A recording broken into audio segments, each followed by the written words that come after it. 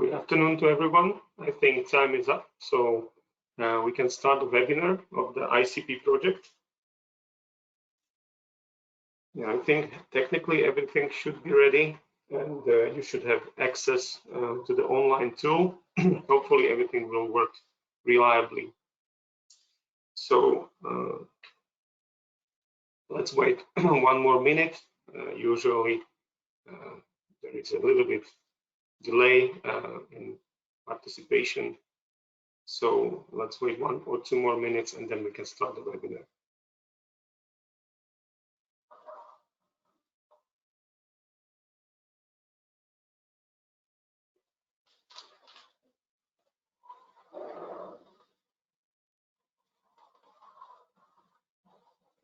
Maybe one technical detail before. Usually, if you are using this online tool first time, you should try to switch in the right side. There is an option, speaker and headphones.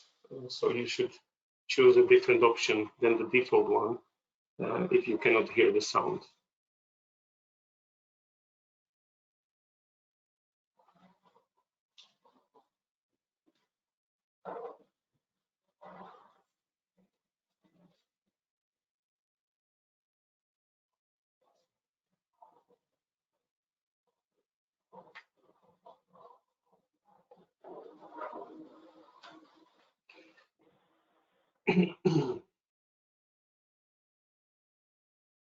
In case you have any question or a problem, technical one, so just please use chat and we will react swiftly and try to help you if there's any technical obstacle or technical problem with the sound or video.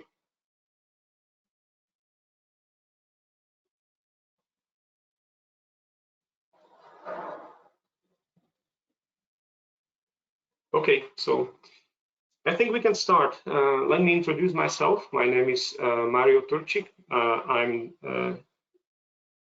ICP chair for last almost 2 years from beginning of the project. During this time, I think we went through the very challenging process with the ICP project. It is very positive, and I'm very glad that we can see and also hear each other today.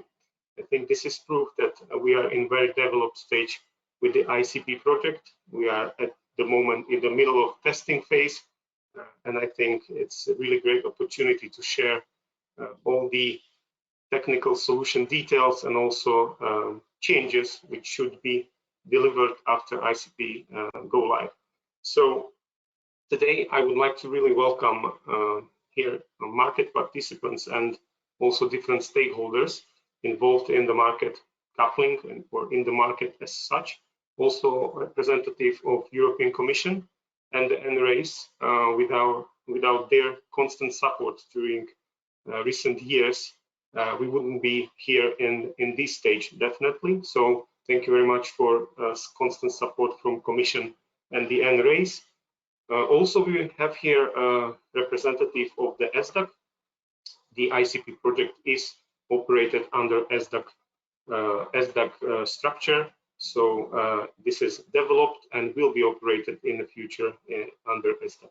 So also we have here SDAC representative.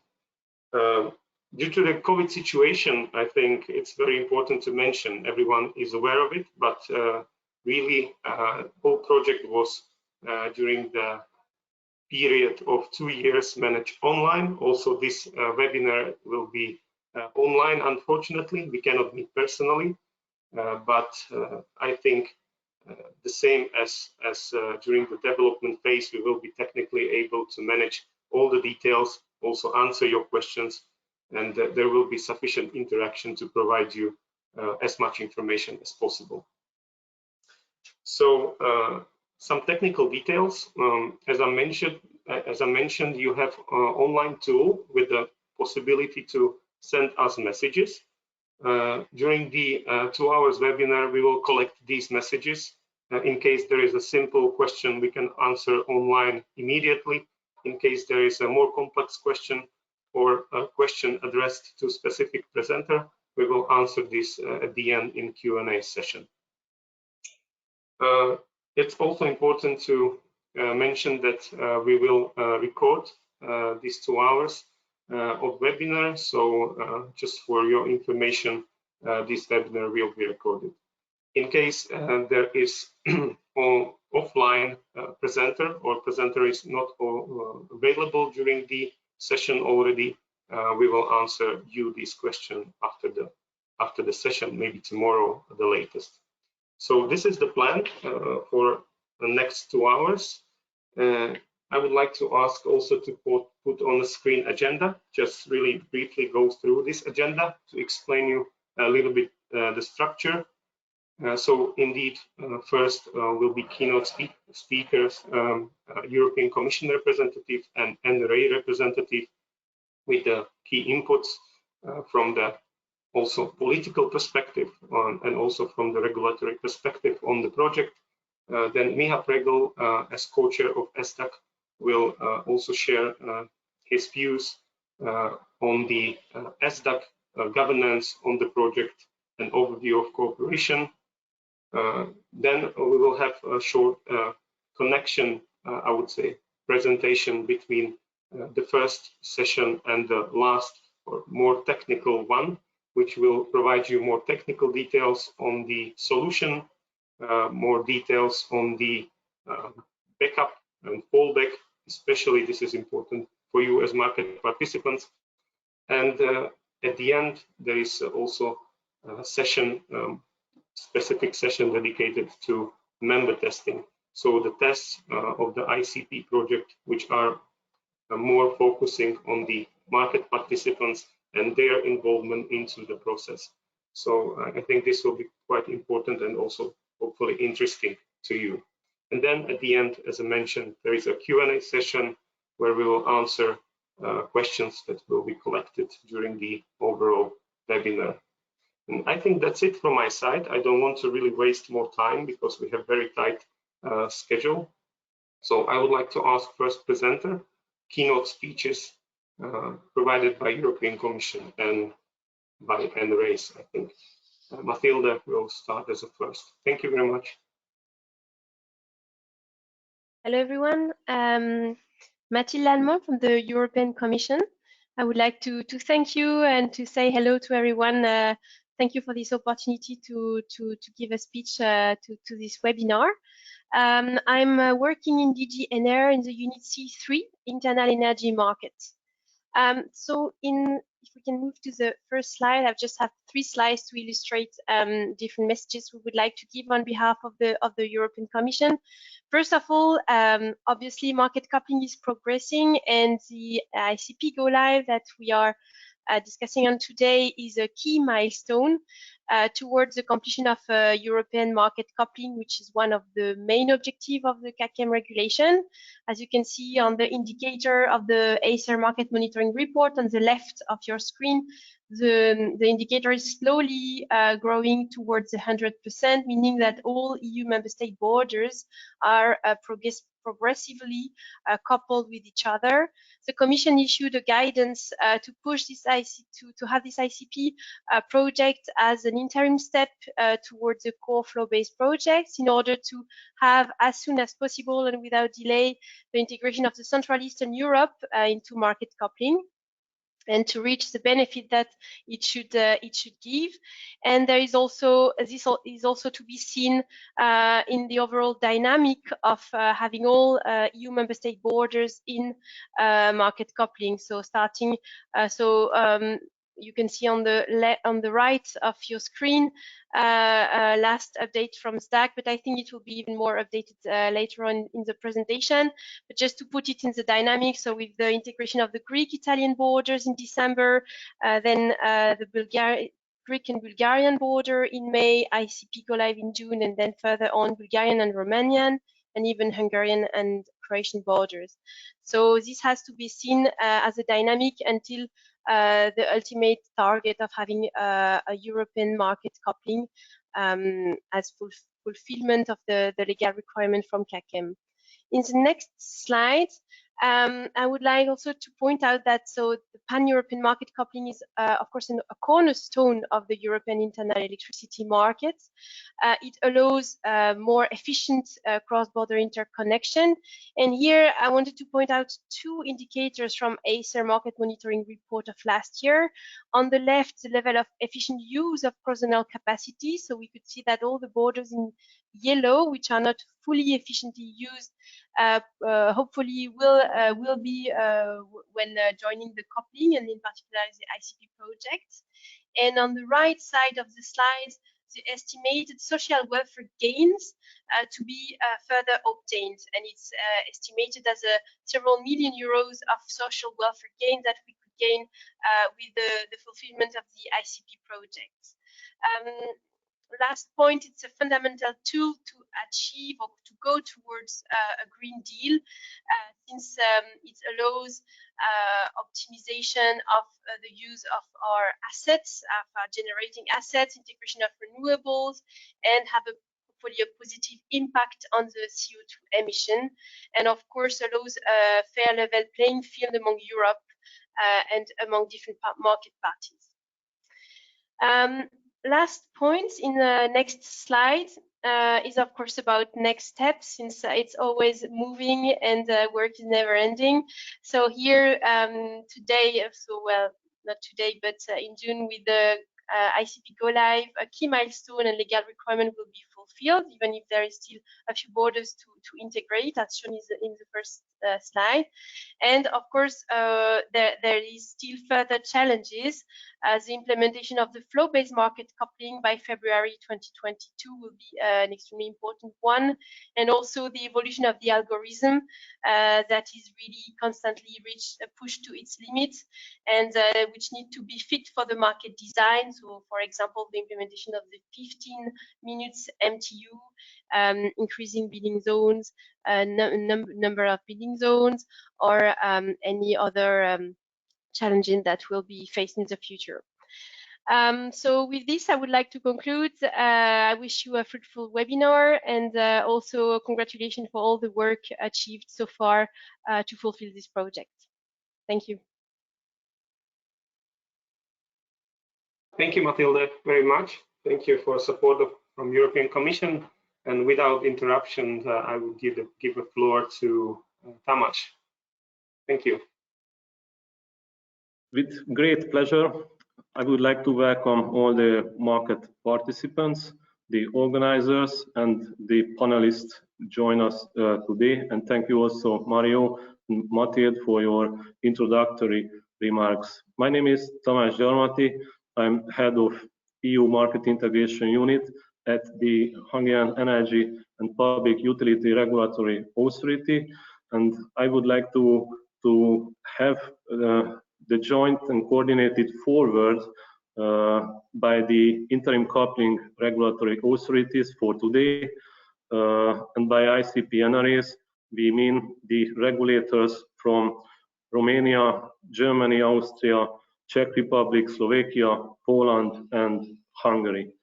Indeed, behind us, let's say, a long journey already done when implementing the ICP project.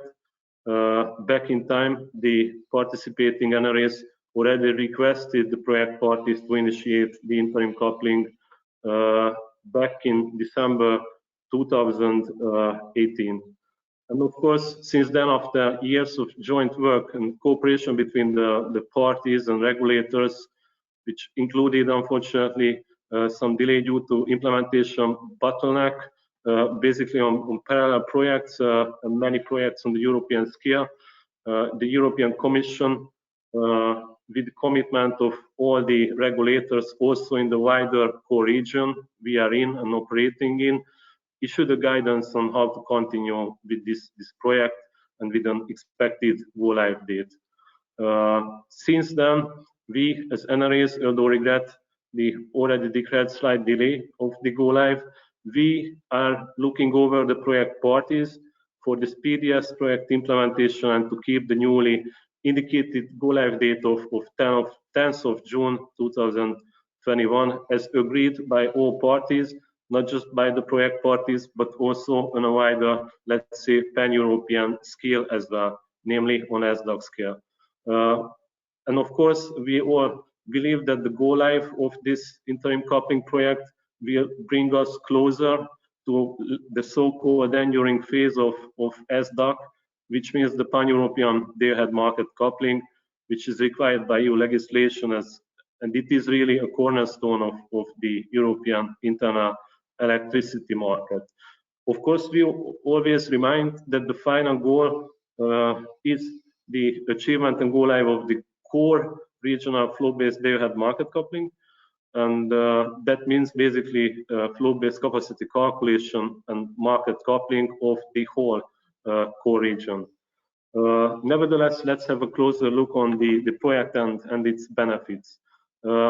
Basically, by this project, we unify the multi-regional coupling with the four-market coupling. We finally harmonize the gate closure time in this project, and of course, we further align pre-coupling and post-coupling processes timings. What this means? This means the introduction of the implicit day-ahead capacity allocation on the 6 inward borders with the go-live, and it means also the introduction of financial transmission rights for monthly and later also yearly capacity allocation on Austrian, Hungarian, and Austrian Czech borders soon after the go-live. And why do we do this? Why do we need this project? Because it generates the social welfare by means of the implicit allocation until the go-live of the core flow-based market coupling.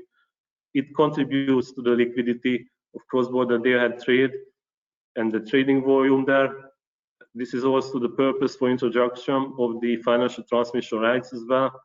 But it also gives operational market experience to begin by the project participants and also by the market parties. And it's also important to highlight that some of these elements of the interim coupling project could be entirely or partially, but can be reused for the flow-based market coupling as well, enabling the smooth implementation process towards this final objective. It's also important to highlight that the project itself and the creation of the enduring phase of single day-ahead coupling in Europe may contribute with a positive sign also to the further geographical extension of SDAC. Nevertheless, I would like to close my words with some messages from the NRA side for you today. In one hand, we would like to encourage you market participants to take an active participation in the workshop today, but also during the market tests, and prepare well for the go-live of the ICP. In this respect, I can already welcome the high number of attendees of today's workshop. Of course, after the go-live of the interim coupling, you market participants will profit from the benefits of the coupled markets, but we also like to encourage you to prepare actively for the next steps, which is the go-live of the core flow-based market coupling, which is expected in February 2022.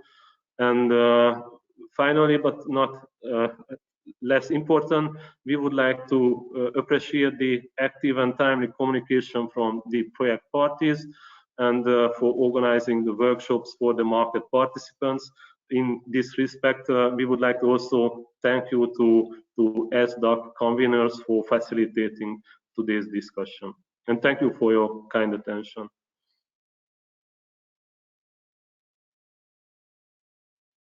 Thank you very much, Tamás, for your input, and as I mentioned, for really constant support of the NRAs and their very strong involvement in the process.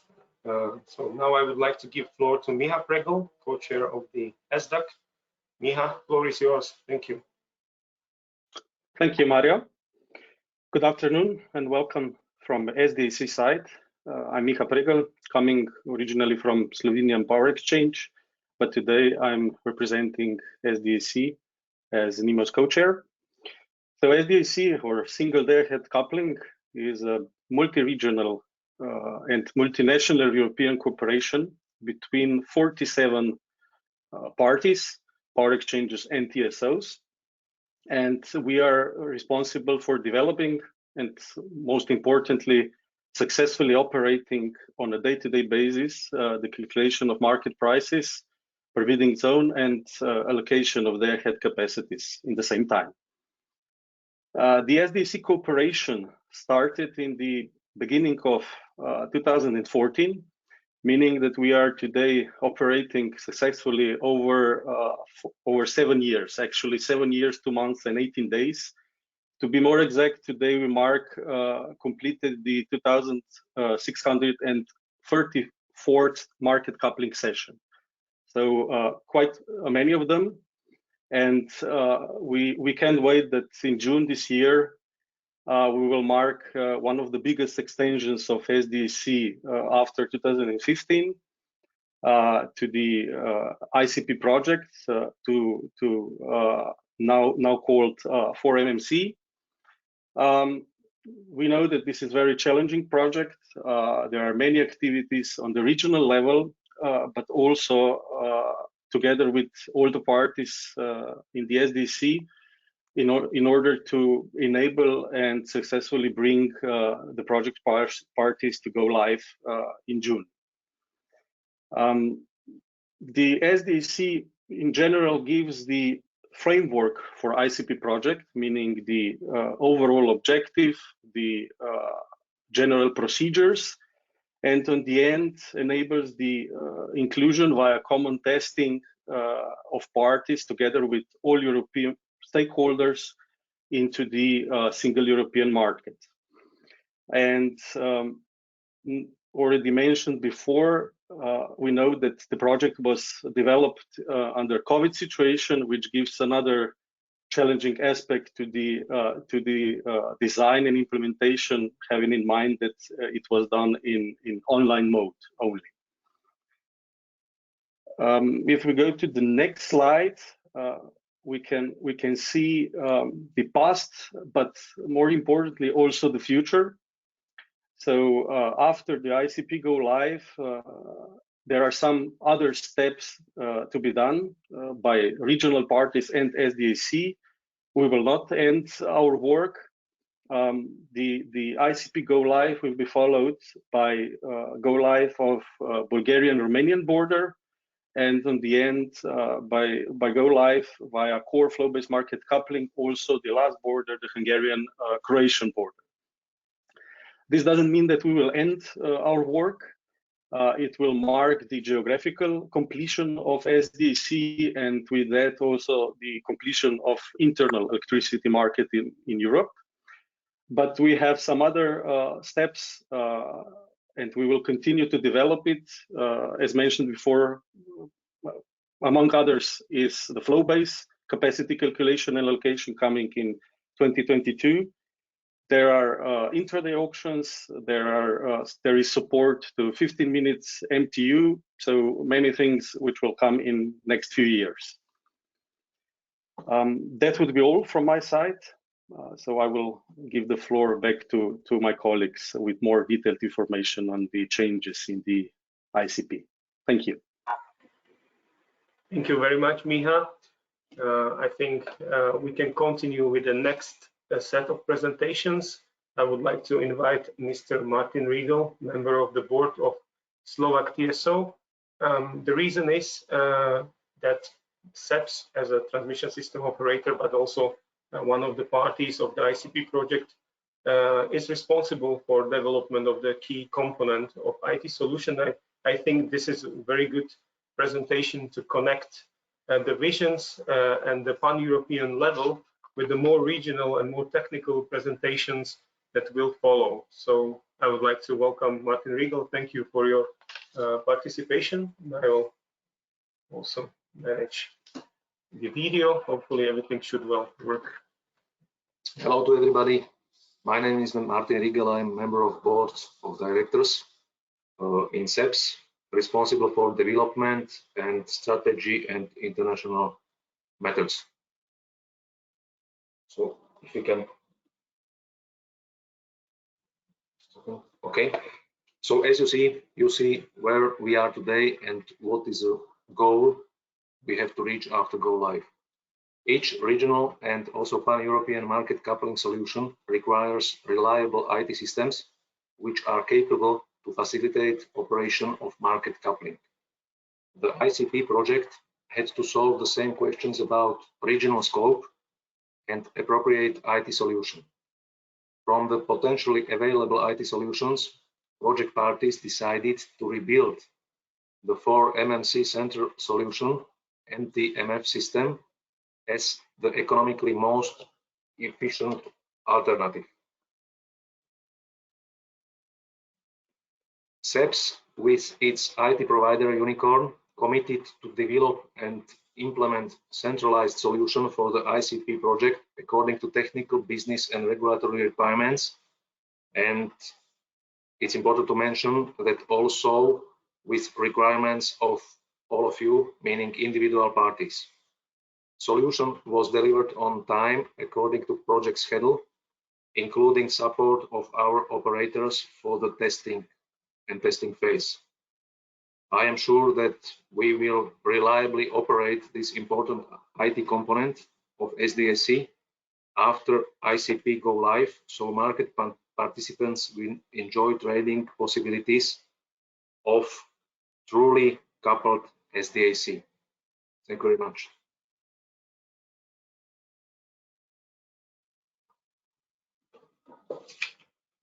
Thank you very much, Mr. Riegel, for the short input.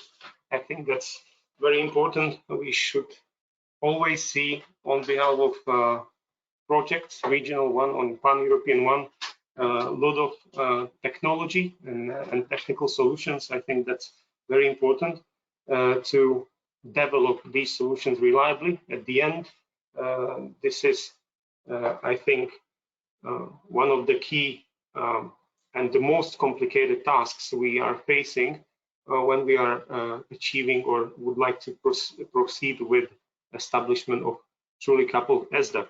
So also, as Miha mentioned, I will connect the core flow-based market coupling project is in its complexity a very challenging project.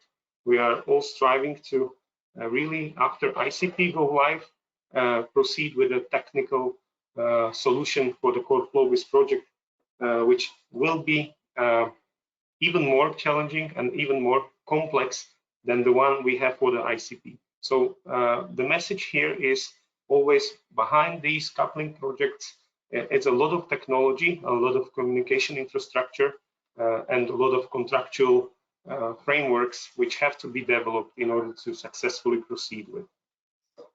And now I think that was a good introduction to the next session we have, which will be more about procedural and technical solution, which will be delivered by the ICP project. First slide set will be provided by Arnold Weiss from IPEX-Spot. So Arnold, floor is yours. Thank you. Thank you very much, Mario. Good afternoon, ladies and gentlemen. This is Arnold Weiss representing IPEX-Spot, and I'm happy to continue today's webinar with my presentation on the technical details of the daily market coupling process, with special emphasis on the governance and the procedures. So let's hit the ground running. On the next slide, we see the organigram of the SDAC cooperation, which is, I would describe it as a kind of blueprint for any cooperation between TSOs and NEMOs. We see the same structure in almost any other cooperation project, either at European level or regionally. So at the very top, there is the Joint Steering Committee, the main decision-making, taking body, and we have a lot of task forces and working group contributing, delivering input to this Joint Steering Committee. Some of them are self-explanatory. I will focus on the lower part today, so the bluish one, concerning operation and development, because I believe that's the most interesting part to market participants. And in the very center, we have the so-called operational committees, which are, let's say, the central body of exchange on operation and development. Here we prepare the decisions for the Joint Steering Committee, and we discuss all kinds of improvements and also past incidents and issues that we faced. And as you can see today, there are still two of them. There is an OPSCOM for the 4MC part and one for the MRC. I would even say the rest of the European Union part. and they are about to be merged with the interim coupling project when we take a fundamental step to the enduring solution and indeed have a single market coupling solution in place. The other task forces are contributing to that. So if we take a look at the right, the procedures task force and the market and system design task force, they, for instance, draft the procedures task force. They are in charge of the procedures that we will take a look at a little bit later. They are also in charge of testing. So whenever there's an amendment to the SDAC solution, those amendments need to be tested, and this is performed and organized to a certain degree by the procedures task force. They are also in charge of various impact assessment tasks. If any change is done, whether the whole system still runs as planned, if we abide by the timeline. So the procedures task force is rather looking at the timing here, whereas the market and system design task force is taking a look at the system design, the market design, whether they are still appropriate and the best one, the most apt for us. I will keep it with that, although it's not an exhaustive description of tasks, and draw your attention to the lower left part, to the so-called incident committee, which I believe is also quite interesting to you, quite relevant to you, since this is actually the body where, I mean, it's a special body because it's the only body that meets during a market coupling session. So whereas the other have their predefined meetings, this is the one that really meets when things are going on. And if there's any issue, if there's any problem happening, it's the coordination platform of the market coupling partners. So here they try to solve any issue. And if they are not able to do that, it's the place where a decoupling is also decided upon, which I think is the most visible part for you of any failure of the market coupling solution. This body is actually organized by the so-called PCR coordinator. That's the NEMO who is in charge that particular day of operating the market coupling, the daily market coupling. And it's a place where we try to solve issues first only involving the parties suffering from the issue, but if we get closer to a decoupling process, all the project parties, all the decoupling parties are involved to guarantee that everybody is duly informed and that we avoid any unwanted change reactions. This is also the body that is in charge of then informing market participants. Let's move on to the next slide, please. I will now try to shed a light on the procedures. What are the procedures? How can we describe them? They are actually binding descriptions of processes that all parties have to follow. So I would call them quality assurance instruments, quality assurance documents. And next slide, please. And you can structure them into different subtypes. And I would like to start with the so-called normal procedures that describe what is expected from market coupling parties to be performed every day, especially when everything goes right, when everything is bright. So assuming a clear weather scenario, this is what is governed by the so-called normal procedures. As you can see, I have provided you with a link to each of those procedures to the extent they are published on the NEMO committee website. So when you get back to the presentation after this webinar, that you have something for your reference. And you can structure those normal procedures in several ways. So you can say there are common procedures for TSOs and NEMOs. There are NEMO-only procedures only governing the cooperation of NEMOs in that specific regard, and there are also procedures that are not covered by SDAC or at the SDAC level at all, like for instance shipping related activities that are addressed locally. Next slide, please. A better way to describe them, in my humble opinion, is with regard to the timeline. So here we have in the very center the coupling processes, the coupling procedures, which are all about calculating the prices, sharing, and confirming the yielded results. And we have several processes that take place before or after the actual coupling, and we refer to them as the so-called pre-coupling or post-coupling processes. What are they all about? Pre-coupling is very much about guaranteeing that the systems are configured accurately and that we get the right input data for the coupling, for the maximization problem. And in the post-coupling part, we are then transferring the results, sharing the results, publishing them, and we also do some debriefing, taking some note how the past coupling session went. So far, a short description of the various normal procedures. Next slide, please. To visualize those processes, and as I referred to a timeline, here you have a timeline. I think the first point that matters to you is the publication of the cross-zonal capacities. This is done by 9:30, especially by JAO, the ENTSO-E platform. NEMOs also start publishing them as of 9:30, some of them a little bit later. And then you see between 12 o'clock and 12:57, here we have actually the coupling taking place, starting with the closure of the order book at 12 and ending with the publication of the final results. Please note that the points in time that we have published here, that we have published in the whole presentation, they are not referring to the points in time the procedures are expected to end today. They are already referring, let's say, to the new world, to the timing that will be in place after the ICP Go-live. Together with the ICP Go-live, another project will be implemented that is, well, changing some of the timings. Among others, to give a little bit more time, 5 minutes more, to the NEMO's algorithm to calculate the prices to solve the optimization problem. So the timing of the publication of the preliminary results and the final results has been shifted slightly, or will be slightly shifted together with the ICP Go-live. There is one additional point I would like to draw your attention to.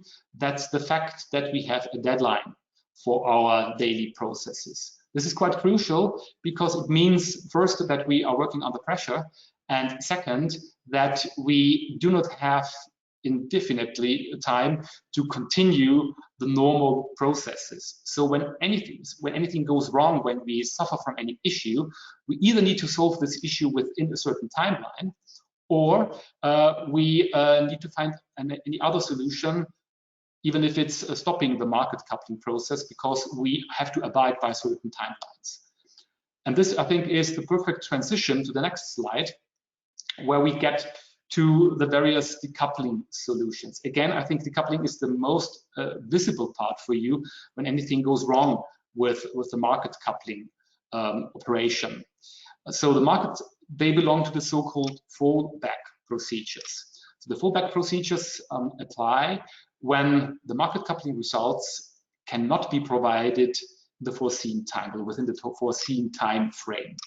Then an incident committee is, or at this point, then an incident committee will be triggered, and the fallback procedures can be separated into two parts: the incident management part that we referred to a little bit already before, and the actual decoupling. So it's preparing for the decoupling and actually governing, executing the decoupling.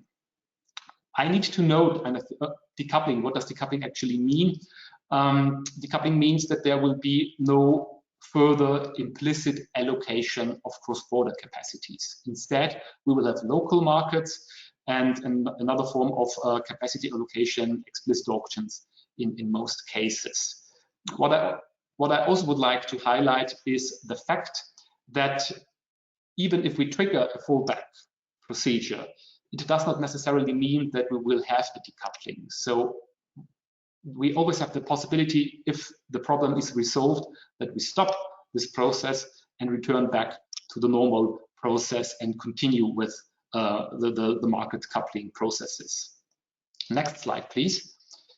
Here we see that we know different kinds of decoupling, especially full decoupling and partial decoupling. And you might raise the question, why do we actually have different kinds of decoupling modes, decoupling solutions?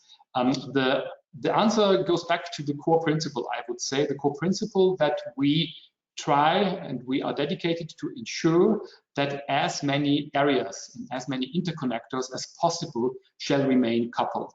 This is because we consider market coupling a common good, a common benefit, and of course we try to save as much as possible from this. The full decoupling is declared when, let's put it bluntly, when everything goes wrong, when there will be no form of market coupling that particular day, in the day-ahead market. So it means that no bidding area will remain connected, no interconnector will remain connected. We will only have local markets and other forms of capacity allocation. And the partial decoupling is different from this, since here we try to isolate the negative effects on those bodies or resources that are affected by a certain issue. So all the other parts remain within the SDAC coupling. They remain coupled. Only, let's say, the NEMOs, the interconnectors, or the bidding areas that are affected by an issue, they are removed. And there are certain subtypes. For instance, if we have a situation where we have more than a single NEMO operating in a market area, the failure of a single one does not lead to the decoupling of this market area. As long as a single NEMO remains connected, the whole area will remain connected, and all the affected NEMOs will be, let's say, removed and will be localized. And then there's the special case for a problem with an interconnector. So if we can isolate an issue to a certain interconnector, and every bidding zone still remains coupled via another line, again, there is no need to decouple this the whole market area. We will only, let's say, cancel out the single interconnector, and the rest of the market coupling solution will continue. You also see that there are different timelines or different points in time to trigger the various forms of decoupling. The full decoupling is triggered at the latest point in time at 4 p.m. to, let's say, to reserve as much time as possible to solve any issue and to avoid this form of decoupling. The other partial forms of decoupling are declared earlier. Why is this the case? Because the remaining parts need to continue with the processes, and therefore we need to decide upon partial decoupling earlier. So far to the fallback procedures. Next slide, please. Well, there is still the timeline for the fallback procedures as a kind of illustration of the different processes. I will not go into every detail because my time is limited, but I would like to draw your attention to two highlights, I would say. The first, please keep in mind then whenever there's a decoupling, you will at least always receive two warnings from our side. First, you will be informed of the risk of decoupling, either partial or full, and then you will at least be contacted a second time with the declaration of a decoupling. This is, of course, also mirroring the fact that we can open a fallback procedure, but opening a fallback procedure does not certainly mean that we will end up in a decoupling. So you will be informed actually of every step here, and we try to keep you informed to the extent possible throughout the whole process. The second point I would like to highlight is that the change of the timings also affects the decoupling processes, especially the full market decoupling, the full decoupling. The point in time that we declare a risk of decoupling or inform you that the actual decoupling is declared, those points in time will also move. They will move by 10 minutes, so to 1:30 and to 2 o'clock respectively. The main aim here is to reserve more time to the coupling partners to solve any issue, so as much as possible, I would say. But now I would like to conclude my presentation on the fallback procedures and continue on the next slide and give you a very quick insight into the remaining procedures. Let's start with the backup procedures. They are different to the fallback procedures because they are not governing a decoupling event. Instead, they exist to avoid any decoupling. So let's put it that way. For every normal process that can go wrong, we try to have a second best solution, let's put it that way, in place that we can use alternatively if the normal processes are not available or when they fail. Again, I have provided you with the links to the various backup processes. And on the next slide, I would like to give a little bit more flesh to the bone to give you some high-level examples. How can such a backup procedure look like? Imagine you have learned that there are many processes are about exchanging information. In many cases, in most cases, this is done in a very automatized manner.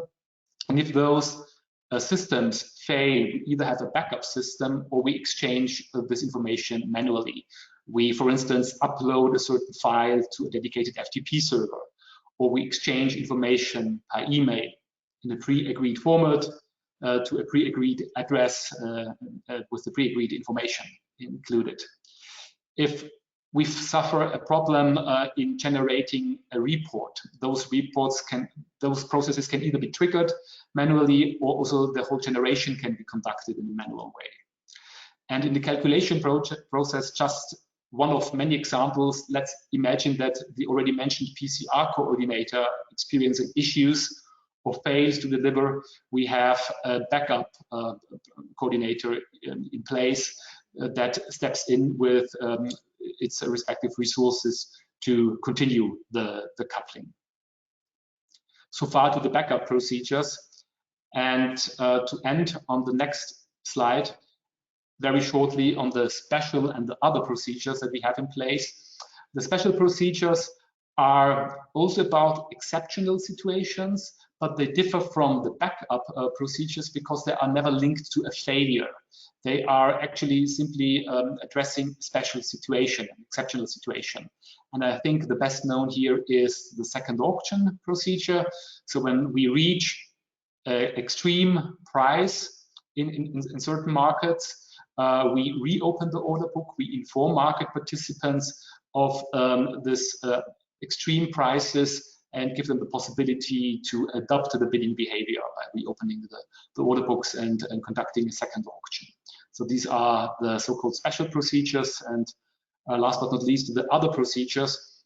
They're also about specific situations, but they are planned specific situations, like the change control procedures, the communication internally, but also to the external world and especially the market participants, how this is governed. We even have a procedure how to read the procedures, and we used to have a procedure concerning time change and so on. And with this roundup, as I would call it, I would like to conclude my presentation and thank you for your attention.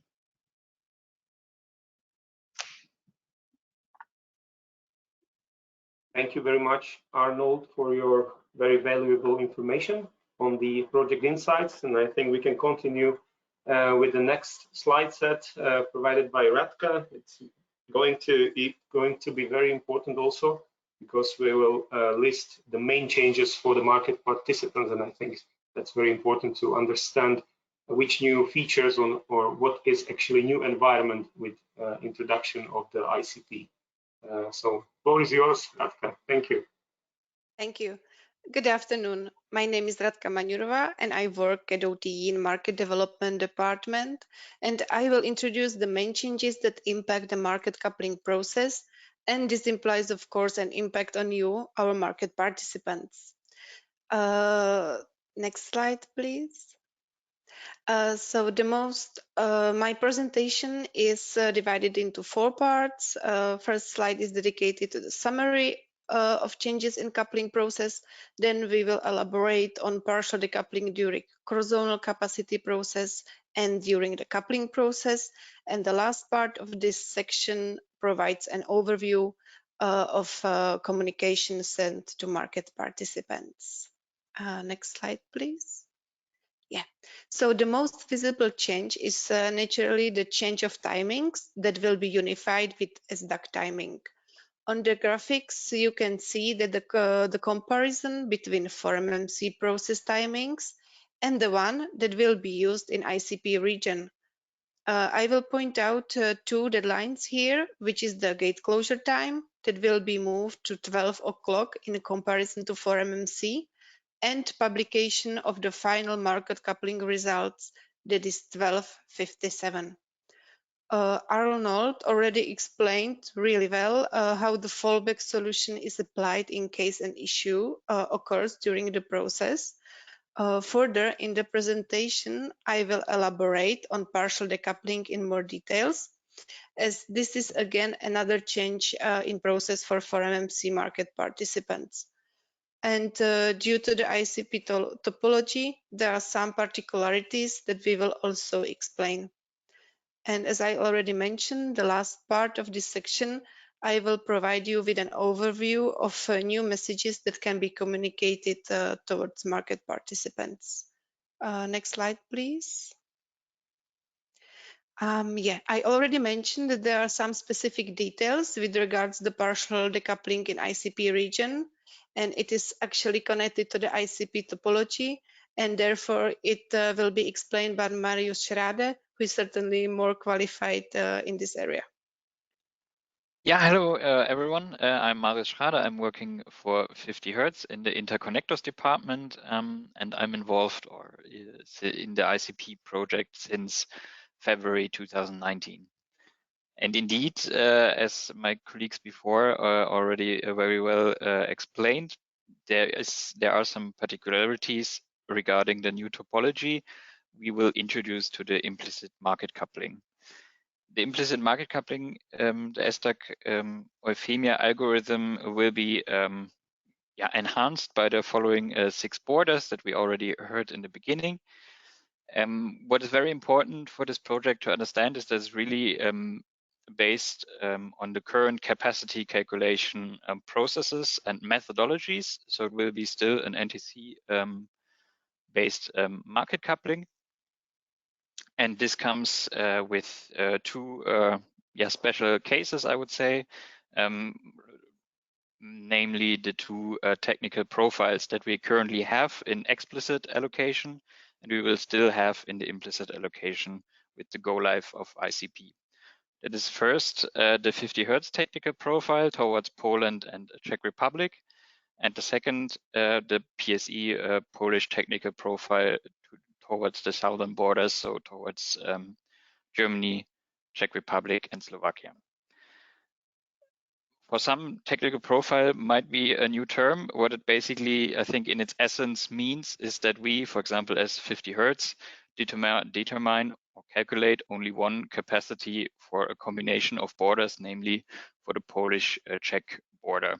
And PSE does the same and determines one capacity for the German, Czech, and Slovakian border.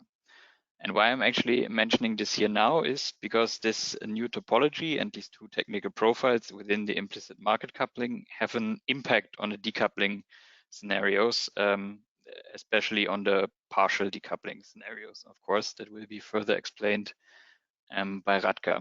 What you might find interesting here at the moment is that we can see 2 virtual bidding zones, one from 50 Hertz and one from PLC from Poland, and these are basically just there for implementing this technical profile special cases in euphemia, but they will not be part of the post-coupling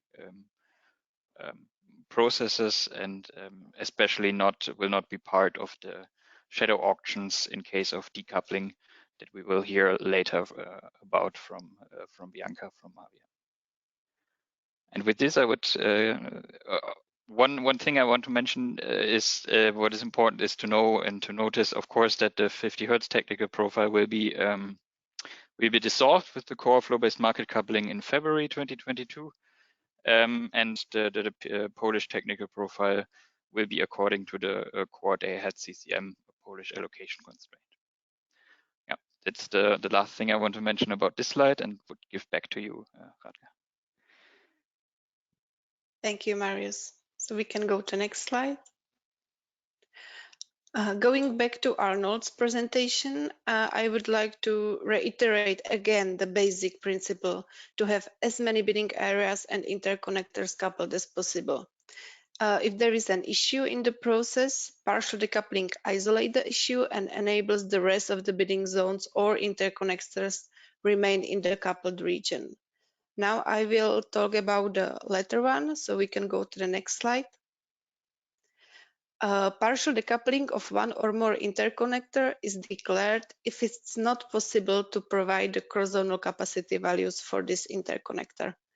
If there is such an issue encountered in the pre-coupling phase, all parties work jointly to solve this issue, but if the issue persists at 11:15, the market participants are informed about the risk of partial decoupling by message UMM02, risk of partial decoupling for one or more interconnectors. The message contains all the concerned interconnectors, and market participants are asked by CHAO to update their bids in shadow auction. And if the situation cannot be solved, partial decoupling is declared at 11:30, which is the deadline to declare the partial decoupling. And message UMM03, one or more interconnectors decoupled, is sent to the market. The results of the shadow auction shall be published within 5 minutes after the partial decoupling is declared. And I would like to point out that the gate closure time for order submission is not affected for the rest of the coupled interconnectors, and the market coupling session continues without the coupled interconnectors in a normal timings. So we can go to the next slide. Okay. Can you click once more, Patricia, please? Yeah, thank you very much. So all interim coupling interconnectors can be decoupled independently, except the interconnectors included in the technical profile. Let's break it down for this example. In this case, the Slovak-Polish cross-zonal capacity values are unavailable. So this line missing will decouple the Polish technical profile, which is represented by the red curve around the PSC area. If this technical profile is decoupled, then all lines included in this technical profile needs to be decoupled as well. So Czech Polish and DE50 Hz PL lines will be decoupled, and by this also the technical profile DE50 Hz PLCZ. And again, if technical profile is decoupled, all lines included needs to be decoupled, and therefore line CZ DE50 Hz will be decoupled as well. I know it might look a bit complicated, especially with all these red crosses all over the picture, but to simplify it, if the issue concerns any of the interconnector that is included in the technical profile, then eventually all interconnectors that are part of any of the technical profiles will be decoupled as well. So we can go to the next slide, where we will break down the partial decoupling during the coupling process. So if one or more NEMO trading systems are experiencing technical issues and cannot continue in market coupling process, partial decoupling of relevant bidding zone is declared. The market participants are informed at 12:25 about the risk of partial decoupling via the message external 03A, risk of partial decoupling. And at this time, CHAO reminds market participants of the shadow auction bid submission deadline, that is 12:35. So all market participants need to update their bids on the shadow auctions. We can go to the next slide. If the issues still persist, partial decoupling for the affected bidding zone is declared at 12:45, and the market participants receive the message external 04A, partial decoupling, reopening of the order box. The shadow auction results are published, and order submission can be reopened for 15 minutes. After the order submission is closed, market coupling session continues with delay timings for the coupled bidding zones. And the market coupling results are published as soon as possible after this deadline. We can go to the next slide. And again, This has also implication on the ICP topology of the technical profiles. So if the decoupling of the bidding zone decouples an interconnector that is part of the technical profiles, it will decouple also all lines that are part of the technical profile. To picture this, let's discuss the potential situation that the check bidding zone is decoupled. This will naturally decouple all check bidding zone interconnectors, but both CZPL and CZDE 50 Hz are part of the technical profiles, so this will eventually decouple all lines that are included in these technical profiles, and even though they are not connected to the check bidding zone, DE 50 Hz PL and SKPL lines are decoupled as well. Okay, so I hope I really was able to shed at least some light on this matter, and we can move to the next slide. These slides, you can click once again. Okay, so these slides sum up the newly introduced regional communication from ICP region. These are the messages that starts with UMM prefix, and also the communication that is connected to the partial decoupling scenarios. And to complete the fallback scenario communication, also messages connected to further delay of market coupling session and full decoupling message is included. And before I will hand over a word to Marius, I will also like to mention that in case partial or full decoupling was declared or the risk was announced, or the results were delayed, there are also post-coupling communication messages that will provide more information about the situation and what can be expected for the upcoming market coupling session. So this was everything from my side, and now I will hand over to Marius. Yeah, thank you very much, Radka. What I will proceed with is basically the scheduling and the nomination process with the after ICP Go-live world, and briefly touch upon the topic of publication. So on the next slide, basically we have the standard day-ahead market coupling process. And of course, I think the biggest change with regards to nominations is, of course, that you as traders do not need to nominate cross-borders capacities anymore towards TSOs in a standard normal day scenario. We as TSOs in the interim coupling project plus ELASH, we have updated this guide to scheduling in the former CE region. It's published at the moment on JAO. And also it's called a Trader's Guide, so I'm sure you're all aware of it.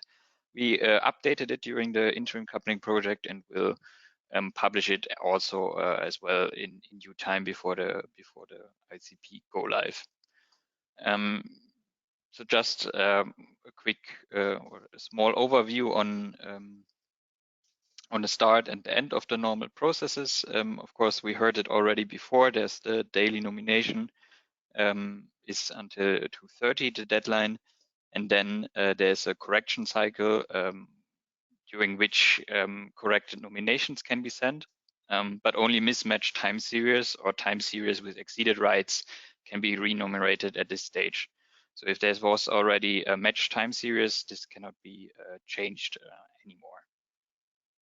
And during the correction cycles, you see there, it's basically every 15 minutes, there will be a new correction cycle between the TSOs on each border.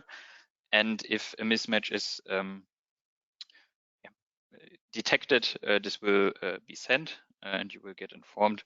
And this will be done until the daily matching cycle at COT, so cutoff time.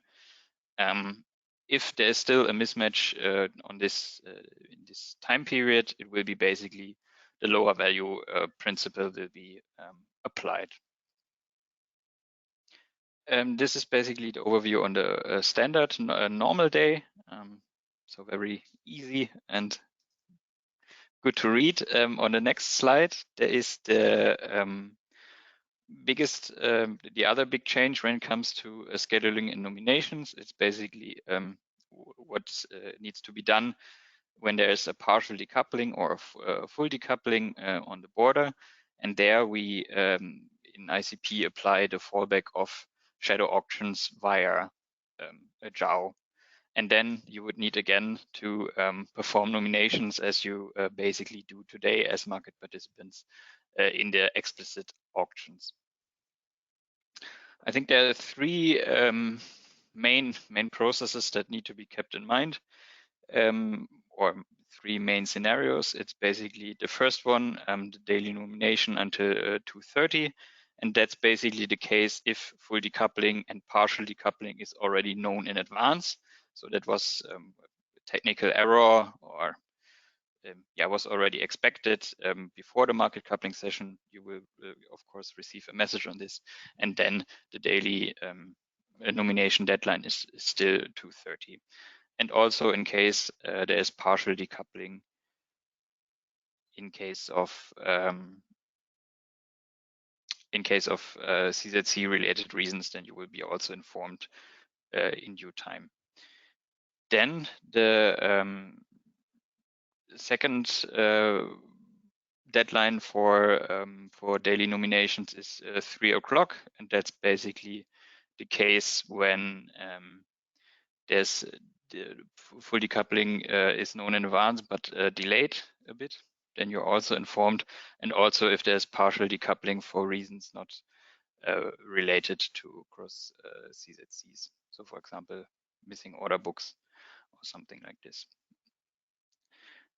And then the third one is the corrections or the daily nomination until 3:30, and that's basically additionally to the ones before that you saw already, is basically if there's really full decoupling declared after the market coupling session. So that's the three main scenarios until 3:30. And then in special cases, for example, or on special borders on Hungary, Slovakia, and Slovakia, Czech Republic, you also have a correction cycle between 3:30 and 3:45. Yeah, and that's basically it. That's taken from the scheduling guide that we will publish as well, or update on the JAW website soon. There you can find as well, again, this table and the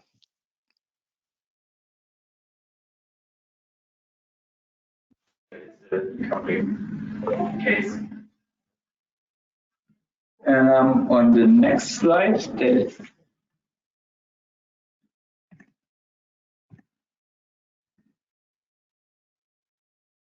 can you still hear me?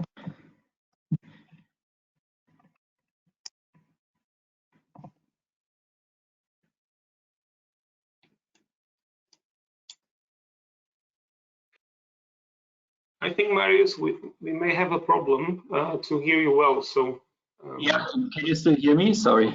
Now it's very good. Thank you. Okay, my headset just lost the battery. But indeed, good as the last slide. It's the publication of data. We basically have three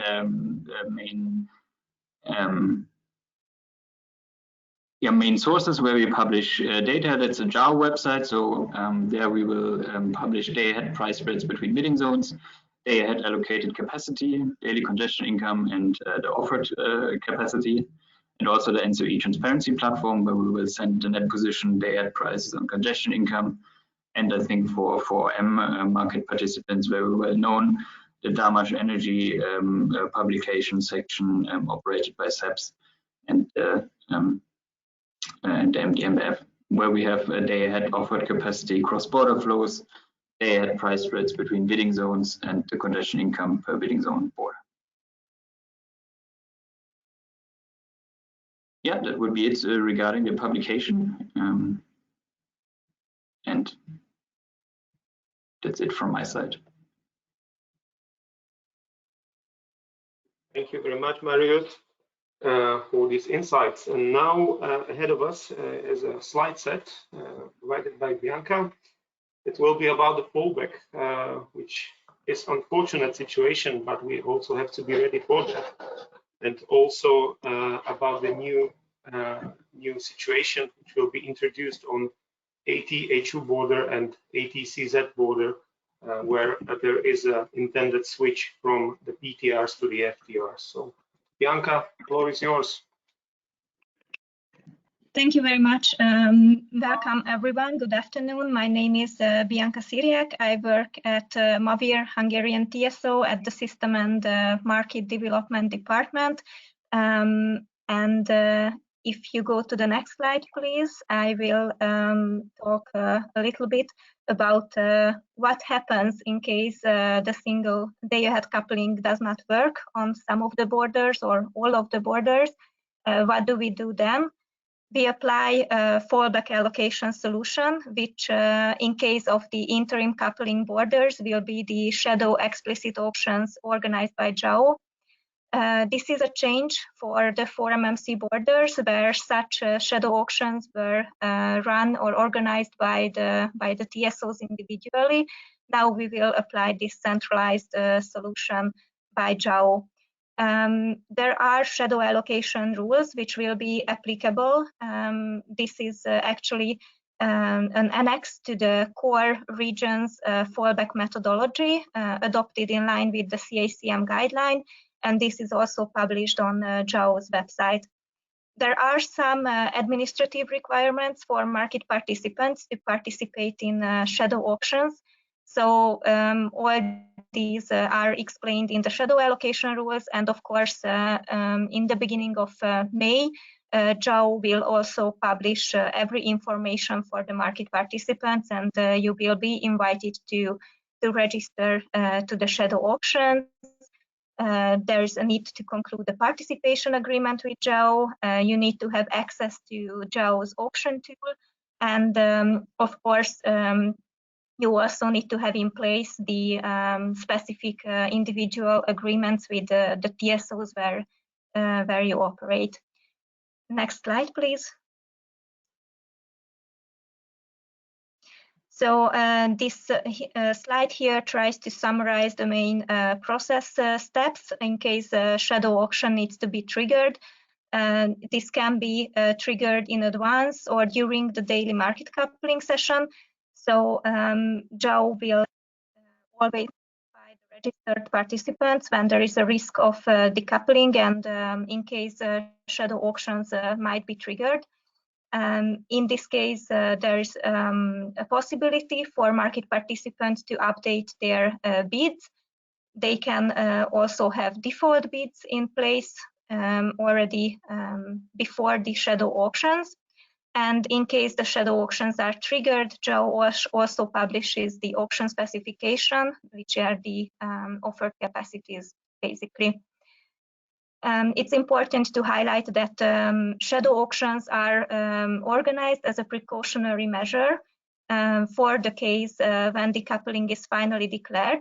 So it might be the case that the issue is solved and eventually decoupling will not be needed. Therefore, the results of the shadow auctions are only published in case the decoupling is eventually declared.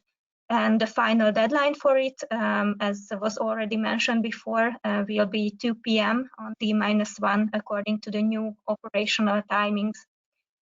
And then, of course, the holders of the allocated transmission rights may nominate these to the TSOs. So that was the short summary of the shadow auction process. Everything else is available on JAO website, and as I mentioned, you will receive information from JAO in May.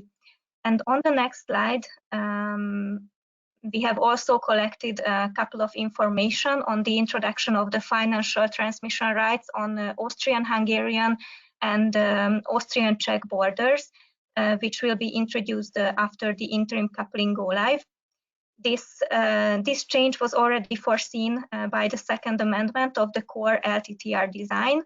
And this allocation of the financial transmission rights will start from the July 2021 monthly auction.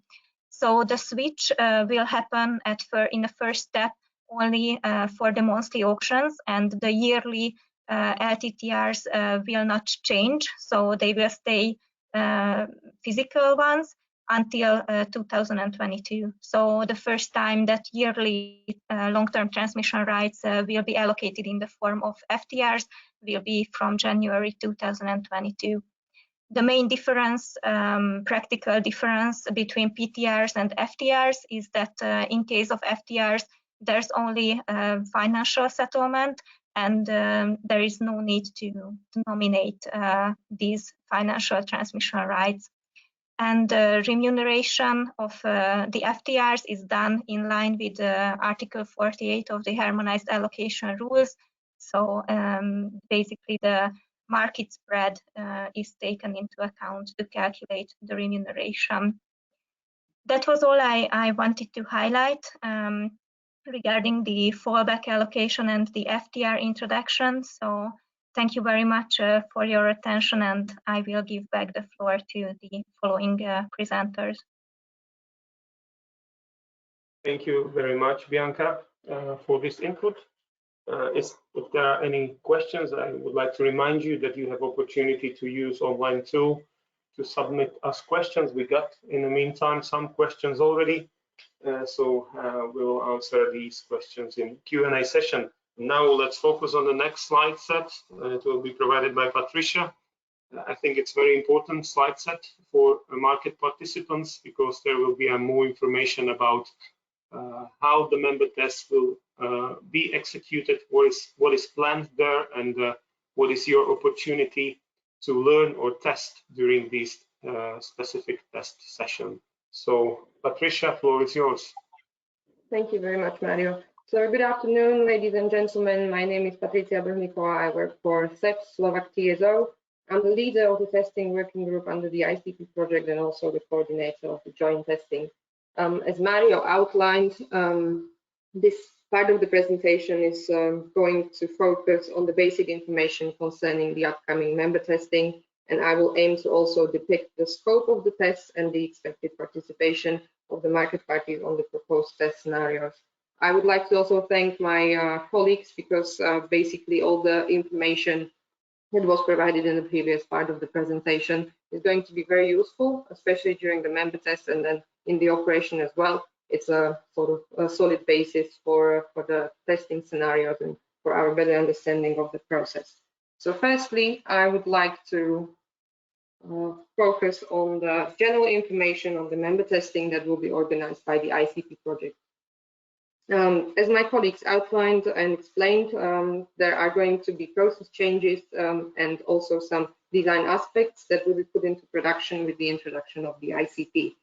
Precisely for this reason, the project aims to provide the market parties with an opportunity to test and to simulate production live conditions. Hence, the member test shall allow market participants to experience these new market coupling procedures and timings that will apply from the go-live of ICP onwards.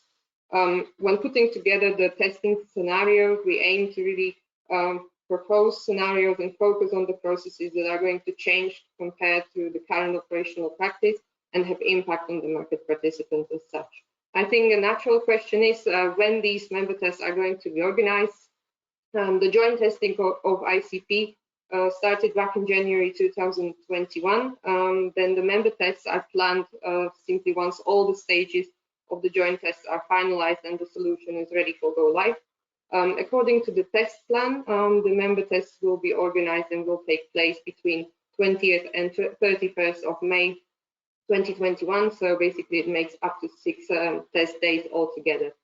Then the important information is that in order to simulate the real life market conditions, of course, we are aiming to provide you with the testing environment of joint and local NEMO systems, common TSO systems, and Java systems with a setup as for production. So we are already taking into consideration new operational timings, the latest SDAC configuration, all the requirements, and basically the setup that will apply for the SDAC/ICP from 10th of June. The main focus of the member tests is on the participation of NEMOs and their members. As you can see on the screen, there is the map and the list of NEMOs that are going to participate in the member testing. Of course, an active participation of individual TSOs is not expected. Precisely for this reason, we also agreed that these member tests are going to be organized jointly by NEMOs participating in the project. So a single or joint market session is going to be used.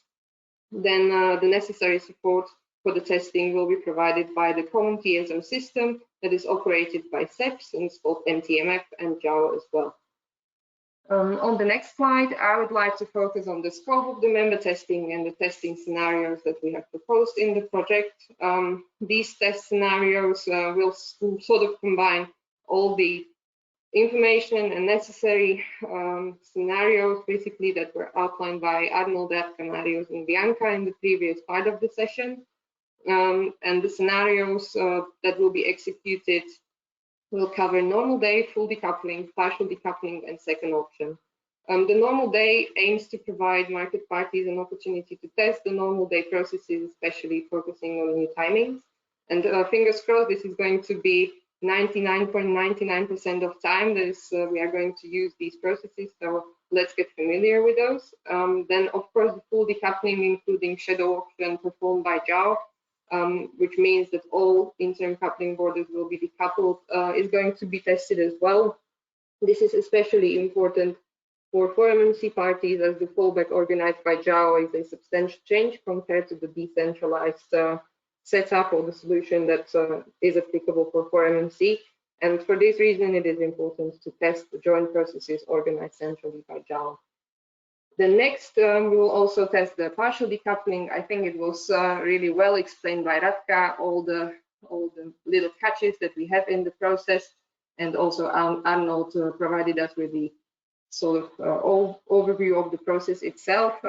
It is a novelty in the CEE context, so this is why we are really looking forward to the tests also with you, because in the partial decoupling scenario, you already know that the resubmission of orders is going to apply, and this is something where market participants will play a key role. Then the last proposed scenario is the second auction. This is again very important to be tested, especially due to the new operational timings and then the resubmission of the orders by market parties during the market coupling session. These test scenarios cover mainly interactions between market participants on one side and NEMOs and JAO on the other. So the interaction with NEMOs will be organized via dedicated trading platforms and cover the steps such as submission of bids to the implicit allocation, then of course provision for publication of preliminary results and final results, the resubmission of bids in case of order books are reopened, as I mentioned. Then Radka already outlined the list of communication that will be applicable during the market coupling session, and this will be also part of the test. Depending on the scenario, we'll also simulate the local auction in case of decoupling and other local processes. So as I said, NEMOs will organize the access to the test trading platforms, and this will be basically the interface through which the members or the market participants will interact with the local NEMO. As I mentioned previously, also JAO will be part of the testing. The interaction with JAO in case of shadow auction will cover at least the submission and update of the shadow bids on JAO platform via dedicated interface in case of decoupling, as well as the provision and publication of shadow auction results. It is important to mention that TSOs are not going to play an active role during the tests, and the central TSO system, NTMF, will facilitate the tests by providing the necessary support. So as SEPS or NTMF, we are going to provide the capacity input data to the session, and we will also do other steps such as validation of the market coupling results. Of course, more information on the member tests and also the exact timeline and the detailed information on the test scenarios will be provided to the market participants by the Interim Coupling project at the beginning of May. and further details on exact setup on local level, including access to the testing environment and local requirements of NEMOs, will be communicated individually by NEMOs to their market participants on local level. Last but not least, we've been also talking about the involvement of JAO and participation of JAO in the member testing. I think this is especially important to the market parties from the Forum MC. As I said, this is a substantial change compared to the setup we have in Forum MC, and JAO will organize the shadow auction on all ICP borders. For the purpose of member tests, JAO will open a registration for the members to ensure that your systems or the member systems have all the necessary rights in the shadow auctions, so in the systems that are part of the shadow auction as well. For the shadow auction participation, then JAO will require some details from your side, and this is namely the name of the company, your EIC code, name of the trader, if you already have registered, or if you are registered in the production, then your user would be requested and an email address. The registration for the member testing will be open from 26th of April to 7th of May. So if you're willing to participate, you're supposed to register by sending all these details that are above to the email address on the screen. Of course, JAO will also share further information via email with its registered market participants and also via the public message on its website in the upcoming days. So these were the member tests in a nutshell. Thank you very much for your attention. Thank you very much, Patricia.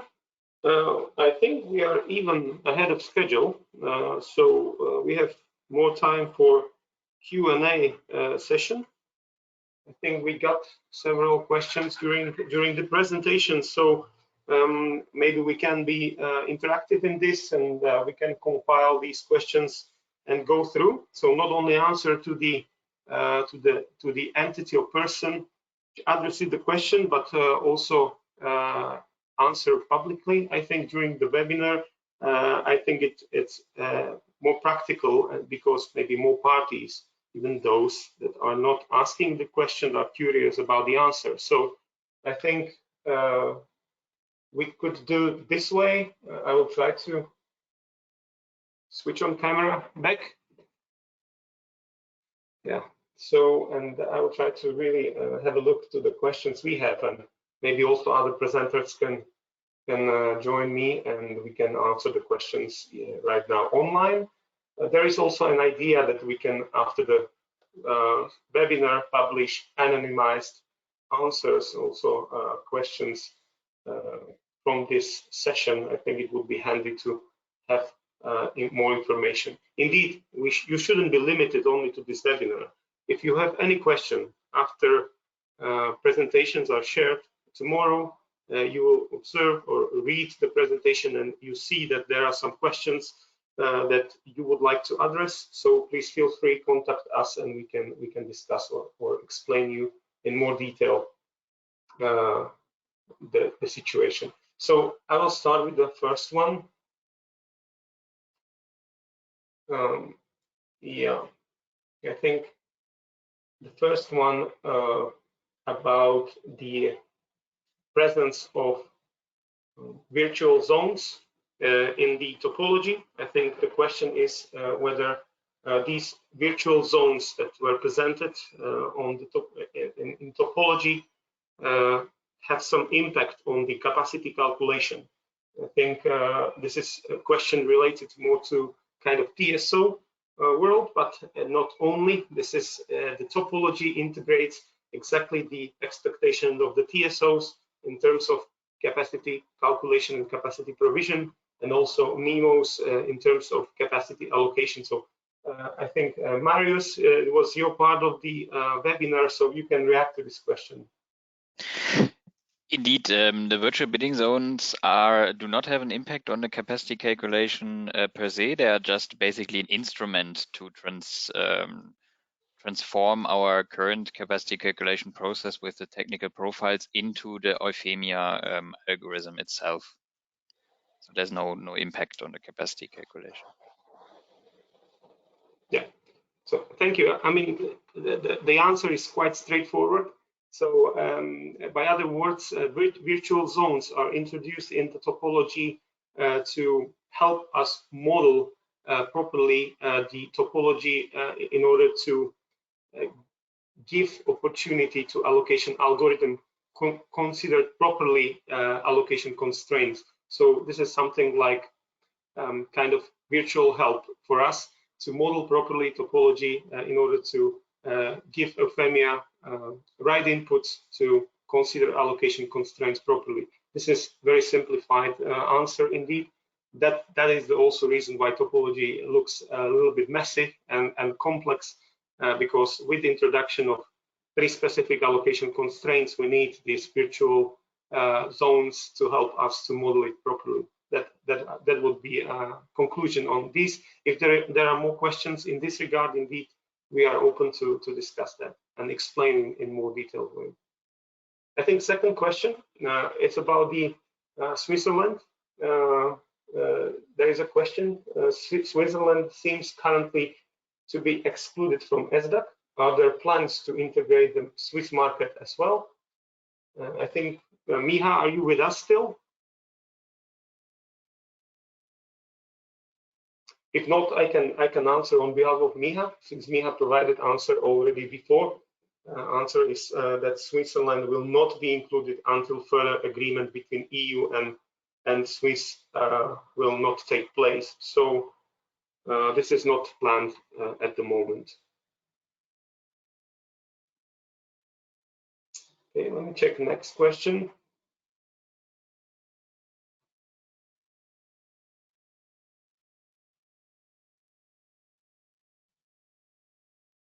Yeah, this is about the availability of data from the simulation and from the testing, whether we have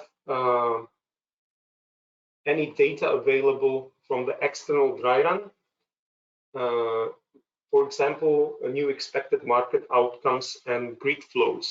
I think this is a very fair question. The answer is that during the market coupling development or development of the project, there are different tests we are performing. There is a specific test which was performed to test so-called cost coefficients to calculate flows.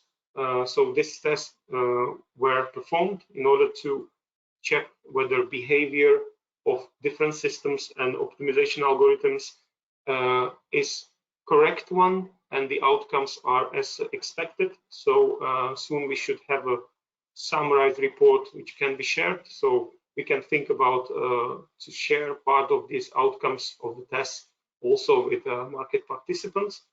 If there is a question whether there is specific set test focusing only on production of market results and evaluation of the market results, I think we can answer that this type of test is not planned. We are testing technical and business behavior of the systems. We are not testing the whether price is generated, for example, in such or another way in certain bidding zone. So this is something which naturally you are interested in, so as a market participants, but these type of tests are not performed explicitly, but we can see the development of the prices, we can see development of the flows and so on from the tests we are realizing during the ICP testing. Indeed, as a market participants, you will have opportunity to test also during the member test behavior. Indeed, this might be considered as a fairly limited because there is a fairly limited time and a set of scenarios through which you can observe this behavior. So this is the outcome we have. I think we can, with our colleagues under ICP and with NRAs, think about some consolidated output or outcome of the testing in order to provide you more information about the behavior of system and generated results. I think that's a fair point. Yeah, let me check next questions. I think that there was also a simple question, what exactly NEMO and JAO stands for. I think NEMO is, according to CACM regulation, nominated electricity market operator, so an old-fashioned power exchange. But in terms of CACM, we shall speak about the NEMO. And JAO is a joint allocation office. This is the entity which is founded by the TSOs, and this entity, central one, provides a lot of different services for various type of markets, we may say, from the long term to the intraday, and maybe in the future also to the balancing. But important from project perspective is that JAO is performing services regarding shadow auctions. So in case of fallback and you need to switch to explicit auction, then the JAO is the entity which performs these explicit auctions for you. And also JAO is the entity which handles certain calculations for the TSOs and shippers in case of congestion income, for example. So we are using JAO for also publication of results. This is another service. I don't want to really make here an exhaustive list of services, but we are using JAO in the different market coupling projects for different tasks and services. And for the ICP, we are using JAO indeed for the shadow auctions. We are using JAO for the congestion income distribution and calculation, and also for publication of certain results. So that's the simple answer.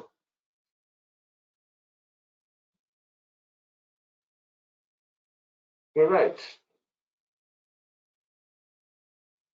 I think there was one more question, if I'm not mistaken. Yeah, it's also related to JAO. When will be possible to register for shadow auctions on JAO? Bianca, can you react to this? Yes, thank you, Mario. Actually, we have got the information from JAO that registration will be open during the first week of May, between the 3rd and 7th of May. So that's that would be the answer for that. And if I may, I saw that there were some other questions related to my part of the presentation. One of them concerned the introduction of FTRs on other borders than Austria-Hungary and Austria-Czech Republic. So the answer is yes, other borders will also move to FTRs, but that will be with the introduction of the core flow-based market coupling only. So that will be at a later stage.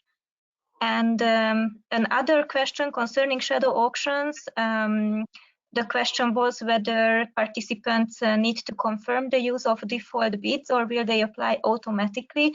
The answer is that they will apply automatically. So once a default bid is identified as such by the participant, it will apply automatically to future shadow auctions.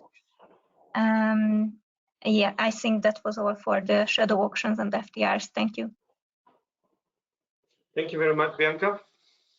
If I'm not mistaken, there was one more question, and it looks like from category of NEMOs. When will the day-ahead cross-NEMO aggregated curves will be published regarding to an initiative at the European level that is currently carrying out? It's a question. Maybe some of the NEMOs, maybe Arnold, you could react to this. Yes, I tried to get this an answer to this question in the meantime. However, I have not received any feedback from my experts on this. I mean, what I can say is that it is indeed triggered at all NEMO level, that it should be a solution for all the NEMOs. I know that originally there was the plan to do it by the end of last year, but we identified some technical and legal issues, and I think the latest update was given that it should be ready by summer, but I need to double check that, and maybe we can answer this in writing afterwards. Thank you. Yeah, thank you. So we will double check, and definitely we will provide you answer on these specific questions. Kata, can you double check, please? Do we have any other questions from market participants? Well, I just sent you an email with all the questions, so if you can go through it, you can see. And if I may, just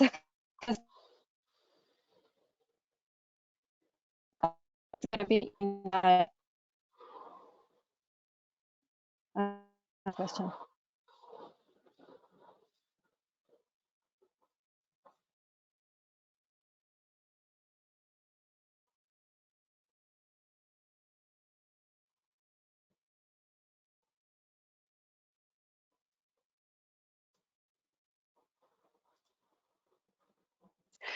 Sorry, Kata, I think that we have just lost you, but I can see one more question that was not answered, and that is that there were many UMM communication process mentioned, and just to check, are these published on JAO and sent through their RSS feed? Basically, the UMM messages are forwarded to market participants primarily by NEMOS, but if the content is, of course, related to JAO, then also this information is shared via JAO. But I have to apologize, I don't have the knowledge about their communication means. So I don't know if Bianca has more details about that. Not at the moment, but we can then take this question and answer later after consulting with JAO. Absolutely. Thank you very much. Okay, I found on the list 2 more questions, which I think we can answer right now. The first is about, can we expect to see realistic simulation of CZCs, cross-zone capacities, in new topology versus existing cross-border capacities as offered in current explicit auction? I think that's very good question. And I think the answer is that if you look to the project as such, the project is introducing implicit auctions instead of explicit auctions on certain borders in order to couple MMC and MRC. So in principle, there is no intention to change capacity calculation approach. And as such, we do not expect any dramatic change in capacity calculation and in capacity offered to the market. So that could be empirical conclusion on that, and also answer to the specific question. So we are not changing capacity calculation approach, and as such, we do not expect any significant change in this regard. Indeed, different situation will be with introduction of core flow-based market coupling project, where these will be totally changed, and the capacity calculation will be totally different. Indeed, in such case, also opportunities to trade in different directions will change. So this is also answer, or this is tightly connected to the situation with needed range of simulations. So since we are not changing complexly or introducing some complexity into the current environment, simple answer is we are changing on some borders explicit auctions to the implicit one, so the way how it is allocated, but not how the capacity is calculated. Topology, as also explained by my colleagues and emphasized by Marius Schrade, is the same as is today. So because we want to rebuild or reuse current topology and the way how capacities are calculated by the TSOs, we need to introduce this little bit more complex topology to be able to allocate this via allocation algorithm Euphemia. So I hope this might be a sufficient answer. If not, indeed, we are open to discuss further. There is a very good question from Matti Suponen. Will there be market coupling party when the worlds open up? We do hope that with introduction of ICP and Go-live, also situation with COVID will be behind us. let me say, and also party can be organized as a also very important event. I think after 2 years, this would be really nice. What I have to also emphasize in this regard, this presentation and this session right now is in the middle of joint complex testing. So still more than 1 month, 1.5 months of testing is ahead of us. And therefore, in case there will be observed some kind of bugs or some inconsistencies that we need to handle, indeed we have to do that. We cannot deliver to you, to the market participants, some solution which will not be reliable. Indeed, we will do our best to strive to the very tight deadlines. We are really in close cooperation with NRAs and European Commission on that. So far, testing are developing quite okay. In case there would be any unexpected situation, or even during the test with you, with market participants, you will realize that something is not as expected. Then we have to reconsider the timeline. So everything ahead of us is just a plan. We will do our best to meet the expected deadlines indeed. So that would be all from my side to Q&A. At least I do not see any further questions. Kata, can you confirm? Yes, Mario, probably you can hear me now. There are several questions. Okay, perfect. So there are several questions, but I think that actually we have so many that I think that we should answer them in written form. Okay. Yeah, that's really nice, actually, if we have a lot of questions from audience, but we also have to stick to timeline. If I'm not mistaken, we have still about 12 minutes. So maybe we could at least deal with some of them.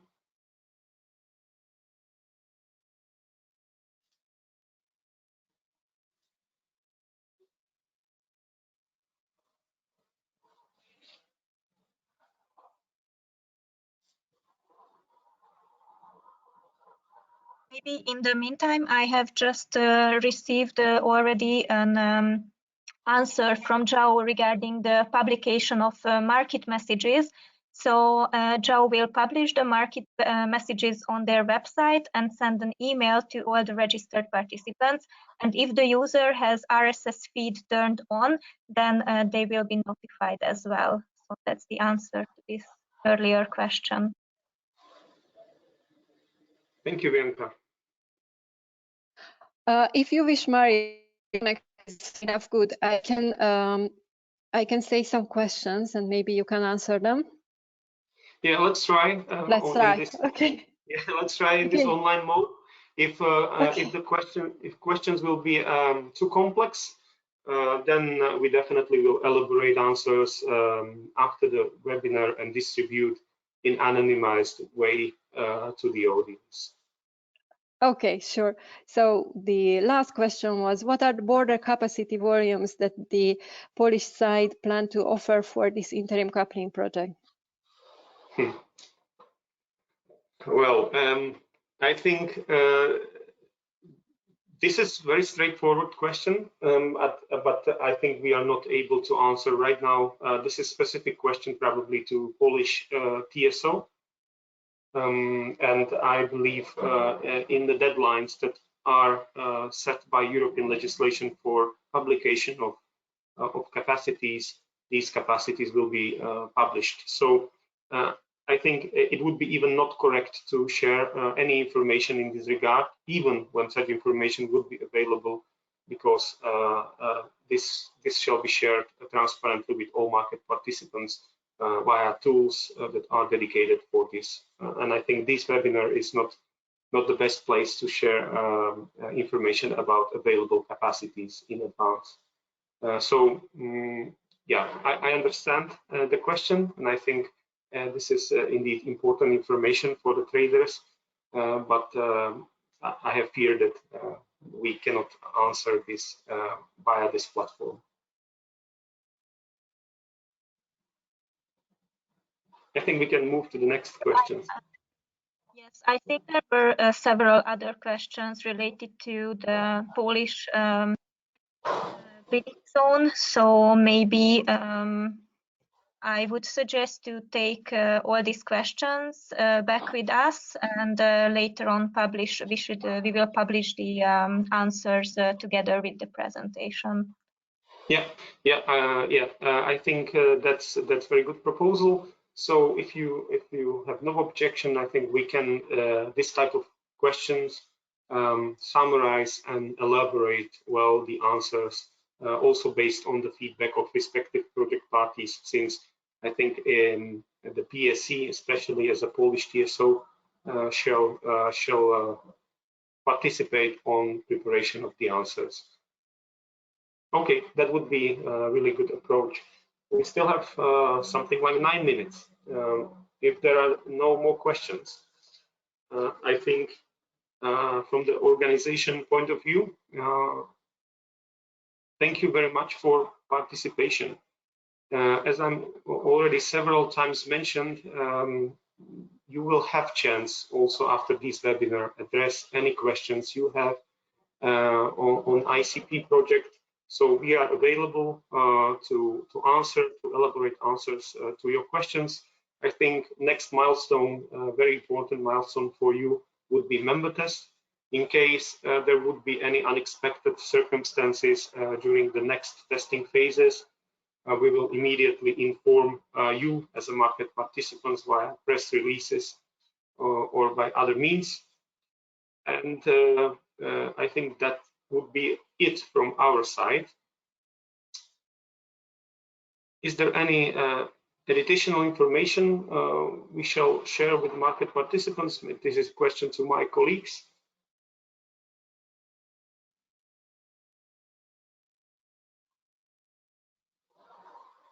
Okay, if not, thank you very much for participation. As I can see, the list was really full, so we reached the limit of IT tool, which can host up to 500 participants, which is very good signal, and it's also signal that the project has really high importance. Also, this is the signal to us that we have to really continue in the work on project as up to date in order to really deliver you something you will be satisfied with.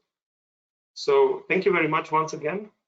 Even in this online form, I do hope there was enough interaction, and let's stay in touch. You can contact us anytime.